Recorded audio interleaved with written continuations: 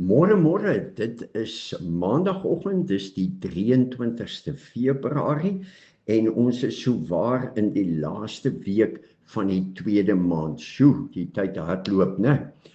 Ons sluit hierdie maand af met daardie tema wat ons vir hierdie maand gehad het rondom om te sukkel met geloof. En vir hierdie week gaan ons weer, soos ons gewoond is, dit wat ons gister by die kerk gedoen het, gaan ons dan so stukkie vir stukkie weer invoer, soos ek het noem, die spyker inkap en omklink. En ons het gaan kyk na die narratief of die storie van Samson. Ons gaan kyk na Rigters hoofstuk 16, daarvan vers 25 tot 31, maar as jy nou 'n rustige tyd het, kan jy gerus weer die verhaal in Rigters gaan lees oor Samson. Nou Samson was 'n rigter. Nou wat se ding is 'n rigter? Dit was voor die koningstyd, was daar nie 'n president of 'n koning wat sy seun oorvat of daar word gestem nie.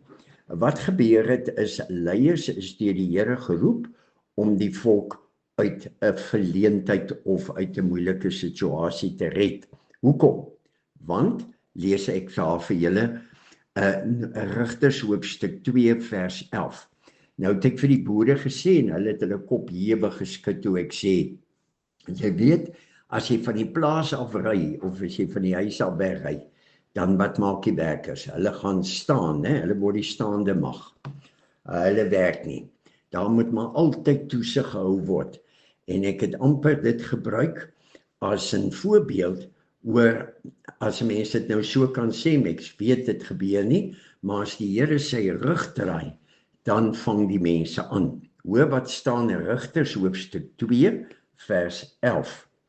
Die Israeliete het toe gedoen wat verkeerd is in die oë van die Here. Hulle het die Baals gedien. Hulle het opgehou om die Here, die God van hulle voorvaders wat hulle uit Egipte laat trek het, te dien. Hulle het ander gode begin dien, van die gode van die nasies in die omgewing. En wat dan gebeur is, wanneer hulle dan nou so afdwaal, dan vind hulle self in 'n baie slegte penarie.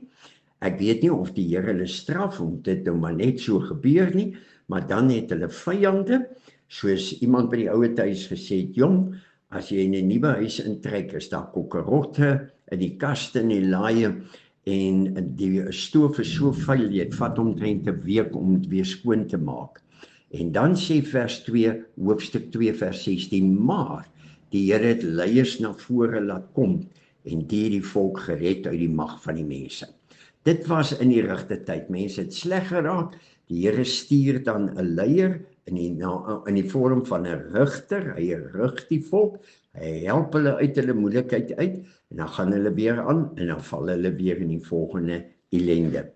En dan is die vraag, hoekom was Samson so spesiaal? Nommer 1, hy was 'n rigter. Nommer 2 is, dat hy is in die baarmoeder geplant, as 'n rigter. Nou, sy ma het nie 'n naam gehad nie. Ek het so spottende wys gesê, soos 'n man wat sy vrou se naam vergeet, dan Hartjie en Bokkie en 'n vrou hy, dit was, sy pa was Manoag, en hulle was kinderloos, en dan kom die engel van die Here, en sê vir die vrou, sy gaan swanger raak, en dan moet geen wyn of onrein kos geëet word nie, en as hierdie seentjie gebore word, mag hy nie sy hare skeer nie, want hy's, luister mooi, van geboorte af aan God gewy. En dan sou Samson gebore word om die Israeliete te red uit die mag van die Filistyne. En toe Manoag se vrou nou met die storie by hom aankom, toe is hy baie skepties, want 'n vrou wat graag wil 'n kinders hê, kan partykeer wenster en kry hê. En Manoag sê, maar wat van my? En toe kom die engel ook na hom, en hy bevestig hierdie boodskap. En dan staan daar, die kind is gebore, en die gees van die Here was met hom. Here ons God, wat 'n wonderlike storie, dat 'n kind gebore word aan God gewy, dat u gees met ons kinders is, en met iemand is.